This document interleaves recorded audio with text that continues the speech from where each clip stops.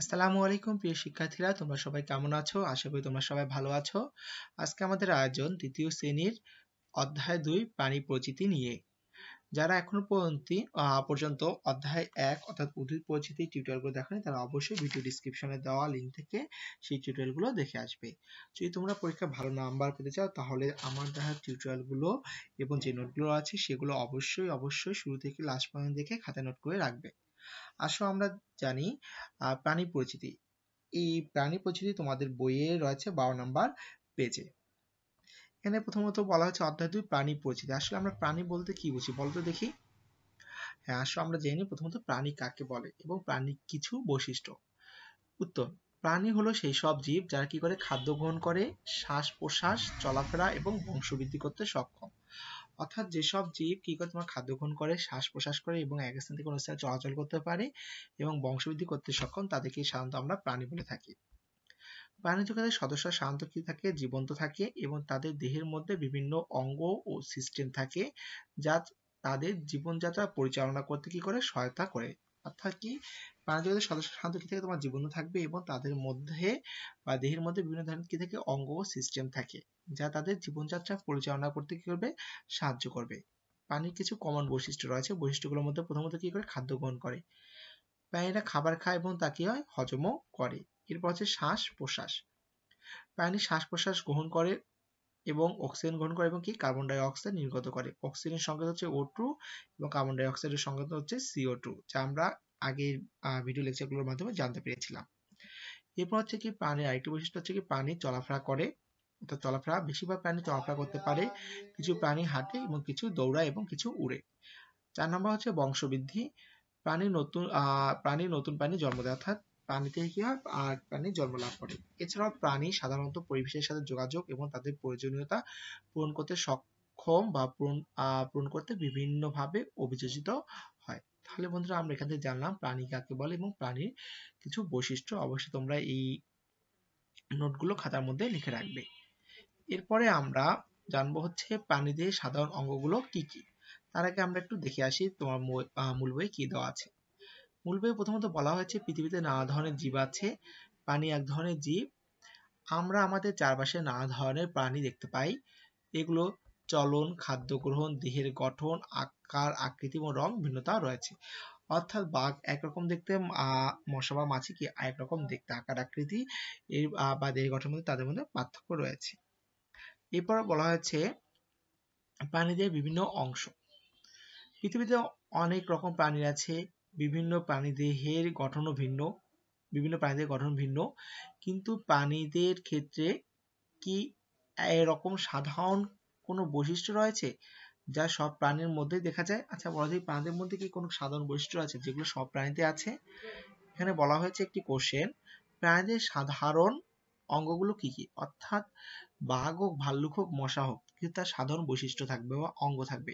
সেই অঙ্গগুলো, এটা সাধারণ হবে, সেই অঙ্গগুলো হচ্ছে কি, তার চোখ থাকবে, মুখ থাকবে, নাক থাকবে, কানও বা অবশ্যই তার কি কমন বৈশিষ্ট্য থাকবে। এখন আসো আমরা বইয়ের পরের অংশে যাই।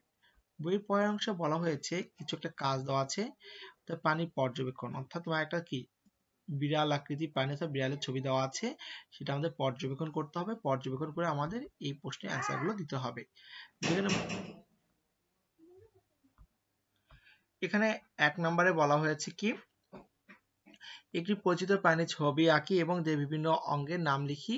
ছবিটি বন্ধুদের আঁকা ছবির সাথে কি তুলনা করতে হবে এবং ছবির প্রাণীর সাধারণ অঙ্গগুলো নিয়ে সহপাঠীর সঙ্গে আলোচনা করি। আসো আমরা অ্যান্সারগুলো এক এক করে জানি। সমাধান: কাজের উদ্দেশ্য কি, প্রাণীদের বিভিন্ন অঙ্গের সাথে পরিচিত হওয়া, অর্থাৎ এই কাজটার উদ্দেশ্য প্রাণীদের বিভিন্ন অঙ্গে কাজের সাথে আমাদের কি হতে হবে, পরিচিত হতে হবে।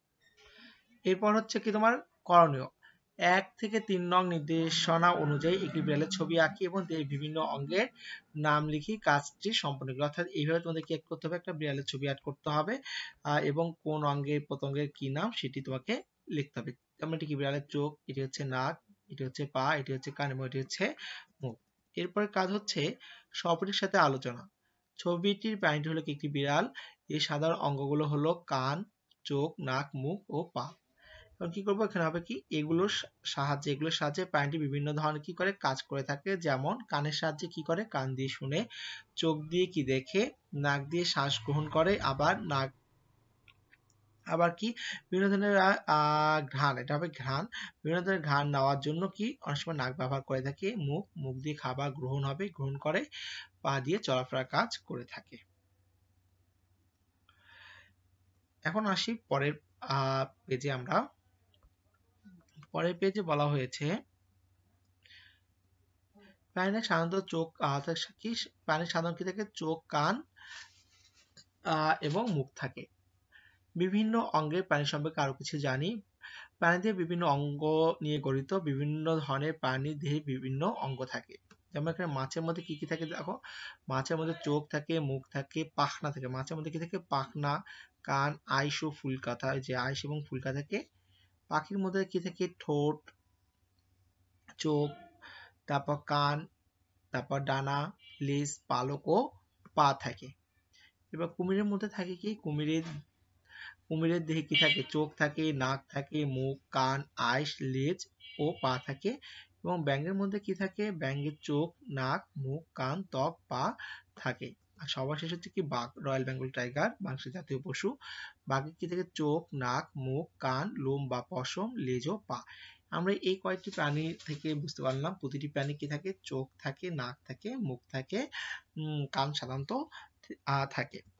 এখন হচ্ছে এরপরে হচ্ছে কি প্রাণীদের বিভিন্ন অঙ্গের কাজ। বিভিন্ন অঙ্গের সাহায্যে প্রাণীরা সুস্থ সুন্দরভাবে কি থাকে, বেঁচে থাকে। প্রতিটি অঙ্গের সুনির্দিষ্ট কিছু কাজ রয়েছে। একটি কোশ্চেন হচ্ছে কি প্রাণীদের বিভিন্ন অঙ্গের কাজ কি, এটি আমরা ভিডিও লাস্টে দেখব। এরপর বলা হচ্ছে বাসার কাজে প্রাণীদের বিভিন্ন অঙ্গের কাজ যা করতে হবে তোমাদের। নিচের মতো করে একটি খাতার ছক তৈরি করো এবং সেই ছকে তোমার এই কাজগুলো অর্থাৎ দেহের এক সাইডে কি থাকবে, দেহের বিভিন্ন অঙ্গ এবং এক সাইডে কি থাকবে তোমার কাজ। এই কাজগুলো আমরা কি করবো, এখন সলভ করব। আসো আমরা দেখে নিই। তোমার এখানে বলা হয়েছে যে প্রাণীদের বিভিন্ন অঙ্গের কাজ ছকে দেওয়া হলো। চোখের কাজ কি, মূলত চোখ দিয়ে পানি আশপাশের সবকিছু কি দেখে, অর্থাৎ আমরা চোখ দিয়ে কি করি, আশপাশের সবকিছু আমরা দেখি।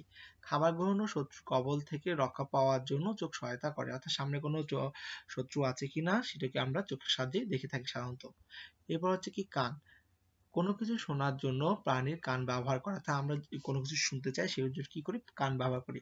কোনো কোনো প্রাণী কানের সাহায্যে আসন্ন বিপদে কি করতে পারে, বুঝতে পারে।